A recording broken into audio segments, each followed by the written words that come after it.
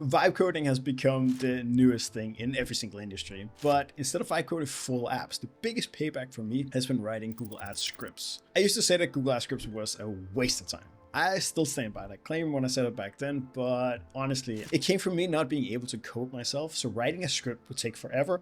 I needed to hire somebody to do it, like most advertisers. But today, you can get AI to write the script for you, which means that the time to take to write a script is decreased by like 90, 95, 99% of the time, and that's a game changer. You can go from idea to script in 20 minutes. I've been taking huge advantage of this. I used to run a programming team for about 4 years in my old agency. I can't personally code, but I learned how to direct people who can. That means I'm better than 99% of the people out there when it comes to directing AI programmers, because I directed real programmers. Stuff like writing clear briefs, being specific, fixing one bug at a time, they're all things that are crucial to running a programming team. And it converts directly over to running an AI programmer. So what I'll teach you today will help save you 80% of your time when coding scripts in Google Ads. We've built campaign trackers in Savvy. We've built a performance overview that runs across 200 accounts. We have budget monitors. We have bid portfolio updaters, all with AI. And today I'll cover 3 things. We'll start with the step-by-step process for building the script with AI. Then we'll jump into the rules I've learned from doing this dozens of times. And then lastly, I'll just show you the base prompt I use to start every single script writing session with, which you can download for free in the description below. But let's get started with how to vibe code Google Ads scripts. Overall process is, number 1, describe what you want. Just word vomit it. So here I'll just show you an example of what I mean. So here we're inside Gemini, and I like to use a voice to text app that's called Whisperflow. You can use whatever you want. You can also speak directly into it here if you want. I just like the ability to go in and say, let's write a new script where we want it to pull the campaign tracking data across all campaigns, split it into shopping and search. I need the output to be in a spreadsheet, in Google Sheets, etc., etc. And now it will just paste it straight into there.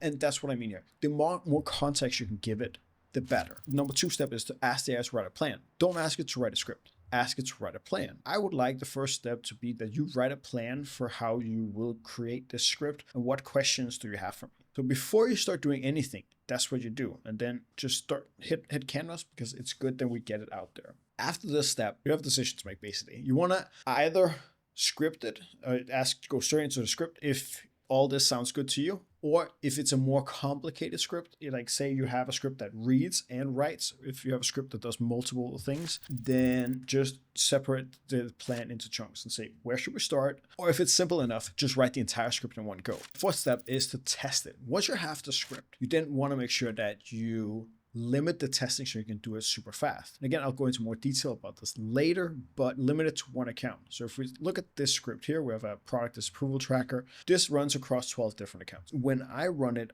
and I test it, I want to make sure I just look at one account, maybe even an account with not that much data. You want to make sure you don't waste 5 or 8 minutes on every single test run, because you're pulling the entire account, because you're pulling the entire MCC, or you're looking in a year. Just one account, one campaign, one day. Just do it super simple. Number 5 is troubleshooting. It will 100% create errors, and you want to make sure you describe and identify them one by one. First and foremost, you go in, you describe the error to the AI, paste the diagnostics that you've written into the script that you need. More about that later. Ask the AI to identify possible issues, the solutions, and allow you to prove the solution as you try first.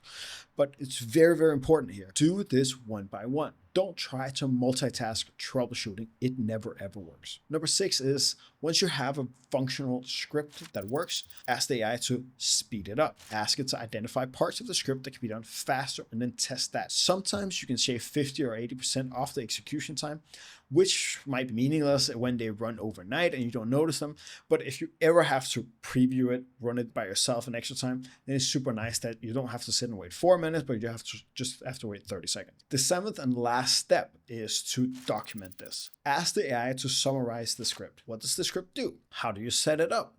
Especially if this is something that goes out to more people in the team. And then save that document in Google Docs, Notion, wherever you have your frameworks and your processes. I promise you that especially new team members can't remember how to set this up in a few months. If you're getting more advanced with this process, ask it to update the base prompt in case there's anything new you've learned that it needs to remember for next time. That's the process. Again, just go through it.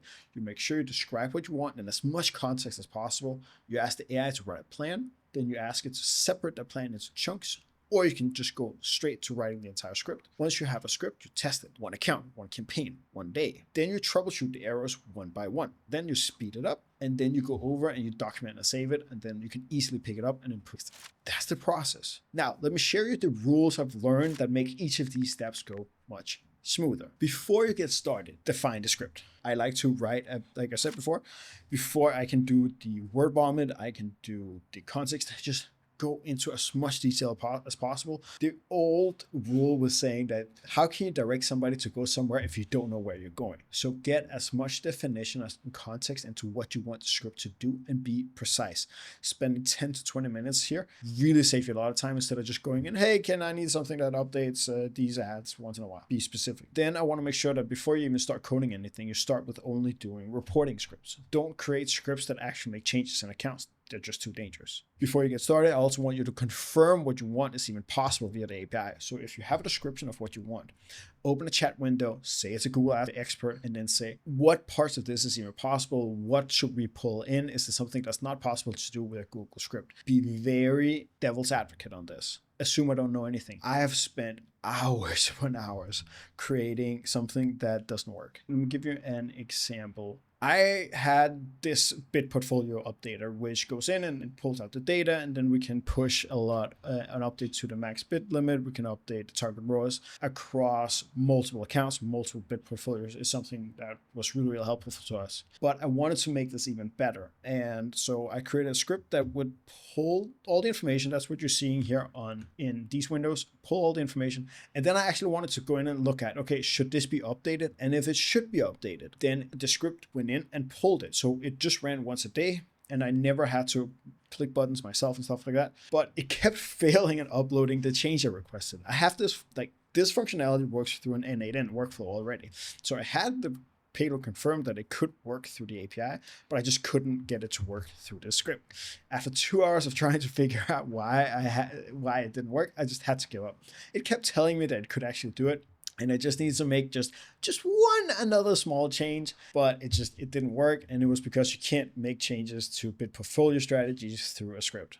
It just doesn't work. You have to use the API. The next thing you just want to decide up front is to whether this is an MCC script or a single account script. Super simple, but you just have to decide up front because the code doesn't work for both. Now that you have the description of what you want to create, then the most important step is to mock up your output. Don't ask the script to be written, in my opinion. Make sure you sketch the end result, the Google Sheet tabs, the columns, the format. This prevents the classic mistake of describing what you want in words when a mock-up would be 10 times clearer. So here on the screen, you can see me doing exactly this. So this is a mock-up of me trying to do it. I actually asked it to do it as a mock-up. It's super nice. So here's the plan. Here's what we want. And here's the sheet mock-up. I can immediately see something is wrong. This wasn't what I wanted. Down here, I said, well, I don't want it on a campaign level. I just want all the cold plunge data. I don't care if it's search, shopping, PMAX. I don't care. I just want it per account, per country. And then we go in and we go back and forth a couple of times. And not until the end do we actually get a mock-up of exactly what I wanted, which is I want the clicks per country per week. I want the cost per country per week, so I can see which ones are increasing in clicks and cost and conversions and ROAS, and how is this working? This is a lot clearer. Now it knows exactly the output it needs to create, and I don't need to preview the script and let it run for 1, 2, 3, 4 minutes every single time it needs to make this change. This took about a couple of minutes, but it would have taken 20 minutes if I had to run it every single time. The third step is to set up your tools. Number one thing I like to do is I like to just use a base prompt. The reason why I like to use a base prompt is so I don't have to start from scratch every time. You'll forget the basics and then not understand why the script doesn't work or why it's not written for an MCC. But it's important that you don't create a too comprehensive prompt. I had one that was like absolutely amazing in my opinion, super detailed, worked really, really well. But you're too likely to write something that contradicts something you actually need in a different script, or something becomes outdated. So don't be too specific. You can see that some of these things are too specific, but we update this prompt once a month, so it does actually work. But just make sure it doesn't get too specific, because it will follow these prompts. The next step you want to choose your LLM. So personally, I use Google Gemini because I'm already paying for it with Google Workspace. In Notion, I actually have access to be able to choose any AI I want, which is super nice. But Google Gemini, especially if I go in and I click on the coding partner that's within the gems here, I have a coding partner, and then whether you use Claude or you use ChatGPT or Gemini, choose the most advanced model. It saves you so much time, but whichever model today, or whichever LLM here today is really, really good. I don't think most non-developers can really see the difference, but I use Gemini because we're already paying for it. Now let's move over to while we're building, how to direct the AI. Like I talked about before, make sure you troubleshoot errors or improvements one thing at a time. Do not give it a bullet point list of 5 different things that it has to do, because you can't roll things back easily. Trying to fix 2 things at once will often break something else, and then you don't know how to revert back to what actually worked. Every single time you make a change to the script, you test it. No matter how small a change it is, you'll thank me later. Actual programmers will save a version 2.1 in GitHub, then take that code base, move over somewhere else, modify the new version, and not until that is completely tested does it go in and replace the existing coding version. That's absolute overkill for our vibe coding purpose of a Google script, but it's an important process. If you think of something else to do while you're working with the script, write it down. Have a notepad. I want to do this, I want to do this, I want to do this, and then tackle them one by one. A small side note here: while it runs and try to write new scripts and think of things, it will take between 30 seconds to a minute sometimes. Try not to do something else between runs, because you'll end up doing a ton of context switching. You'll open your email, you'll open social media, you'll open Slack, you'll try to do something else, and that context switch burns your brain out, burns a ton of energy. Save your brain power for the prompts you're doing, and just sit and look out in the air, listen to some music. Don't context switch. The second step is, like we said before, make sure the AI plan before coding. When you give the description, it needs to make a plan. When you need to make a change to the code, ask it to make a plan. Whatever fix or change it needs to make sure it plans it out before coding it. This ensures you can think through the plan before it just starts doing it. Way too often, it'll just jump straight into coding the script, and it wasn't what you actually wanted it to do. It's so annoying. So you need to ask it every time, don't code, suggest a plan first. The second part is, don't edit code yourself. The AI will sometimes ask you to replace a piece of code in your script with something new that it's written. If you're comfortable, then of course, go into a code and then say, okay, let's go into it here and say, okay, on line 38, replace this with something else. Okay, great. Like, if you are very comfortable doing that, that's great. But I have found that the exact line it says I need to update is not correct. So I prefer just getting the entire script and replace it again. And if you do this where you say, let's create a Google script, and then you ask it to use the Canvas tool, let's create a Google Ads script that pulls campaign data across 4 weeks. Then once we'll do that, and when you use the canvas, it'll write it in the canvas and it'll update it in the canvas, which is the next thing. When it gives you a plan, think through the problem yourself. The AI will sometimes run circles around itself sometimes, and it's just a basic mistake. So I wanted to show you an example of where I have done this. Here's a really, really clear example where we have asked it to write a class to pull all search terms. And if you can't code, then you don't see what's wrong here. But it only pulls that advertising channel type from search, meaning it only pulls out search campaigns. I want them all. I'm saying, hey, it's not pulling all the data. A lot of search terms are missing. I apologize. We need to do last 30 days. No, that's not what I want. I want last 7 days. No. Like, I'm still missing a huge part of data. Okay, well, it needs to pull both from enable and pause and remove campaigns. So now it starts doing that. The real problem is search. So when you ask it to document a plan and go through it, then you can find the mistake sometimes much faster than what it can find itself. So make sure you always do this, because it just starts overcomplicating things that are unnecessary to fix. And if you're ever stuck in a loop, then it's fine to just open up a new chat. Long chats currently make the LLMs dumber. Sometimes it's fine just to ask the LLM, summarize the issues that we're going through and what are we trying to achieve, and open up a new chat. Sometimes you need to do that because if it describes the issues, then it will often lead the witness in the new chat, and the new chat will repeat everything that the previous LLM was saying. Another example of this is I ask it up here, it starts talking about reports and SEO rewriting categorization. The script that we're creating here is an N8N workflow that uses Gemini and Google Scripts and some other things to write headlines. But it starts talking about reporting and SEO and a bunch of things. So I'm like, why are you doing that? That's me just knowing exactly, hey, it is starting to just wander off somewhere else and we need to start from scratch. Now let's jump over to some of the tips and tricks that I use constantly in every single time I write a script. Number one is to use a settings sheet. If you're pushing any data over to Google Sheets,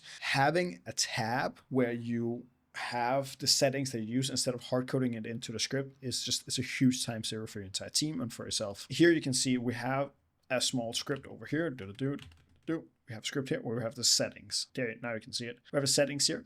This is where we say, okay, what date ranges do we want to pull? What's the offset conversion lag that we want to pull in? This is a very simple version that instead of having to go into the actual script here and go in and say, okay, well, now I want to have some different days. Now I want some different dates. Now we need to go in and change it. You can just sit right here and just say, okay, this is what I want, instead of having to go into the script itself. Always, and the second tip is to always use these account name and or campaign filters. So you want to say, if you just want to run in Denmark, you want to just be able to write Denmark, and then you only pull the Danish account out. Another thing is what is known as heartbeat diagnostic logging. That's what it does here, where it goes in and says, okay, it's setting up the Google Sheet, it's fetching the live exchange rates, it found the exchange rate, starting the product status, is processing the accounts. You want this. You want it to tell you what's happening so you can help the troubleshooting. Otherwise, you don't know when it's stuck or why it gets stuck. So create this heartbeat diagnostic log. The next thing you want is a change log. So if it makes changes in accounts, you want to make sure that it creates a log for it. So I always have a change log in here where we can sit and say, okay, these are the changes that it made. This was the data it had when it made it, and this was the date it did it. So this way we can just go through every single part of what this was and when the change was. So if something happens, I can go back and look at it. Even more important, I can go into Notion AI and I can ask it to summarize this. Gemini can even summarize this right here. They're like, summarize the changes. Well, I saw a performance change on January 26th for Norway. Did we make a change there? Did we not make a change there? So that's just things that are just so important to have in there, because now you can start using that data to pull out some things with the AI. And again, like I said before, make sure you always ask it, so how can you do it faster? Most of these rules are baked into the base prompt that I use for every single script. Again, you can download in the description below, so you don't have to start from scratch every single time. This makes it so much easier when we actually have to update scripts, or when a new person that have never tried to write a script before inside comes in and needs to try it. Towards the end here, I want to just talk about one thing that's very, very important when we talk about vibe coding scripts, because I've spent this entire video telling you that AI scripting is a game changer, but I just want to tell you there's an opposite side. There are 3 situations where it's not worth the effort. If you only manage 1 or 2 small accounts and are spending under a certain amount, the time you invest building a script won't pay you back. So just don't do it. Number 2 is you just need a quick one-time answer. If you want to check one thing once, like which ad groups had 0 impressions last week, just go into a report editor. It's still faster. Don't build a script for a question you'll never ask again. And number 3 is you want the script to make changes automatically without review. If that's what you want, like I said in the beginning, that's dangerous. If you're planning to let a script adjust bids or budgets on autopilot without a human approval step, you are asking for trouble. You can definitely do it. We have been running, it's not a problem, but I see time and time again, people get overexcited about this and they don't think through the math. The most common issue is increase by 20%, decrease by 20%. That doesn't make mathematical sense. So if you increase something by 20%, you have to actually decrease it by more than 20% to get it back to the level it was before. Otherwise, it doesn't work. So stuff like that simply just doesn't work. Or normally it's you bid too high over time, you bid too low over time. Same thing with budget. That's what my 3 just small caveats here. For everybody else, download the base prompt, start with a simple reporting script and follow the process. You'll have your first working script within hours and you wonder why you didn't do it sooner, just like me.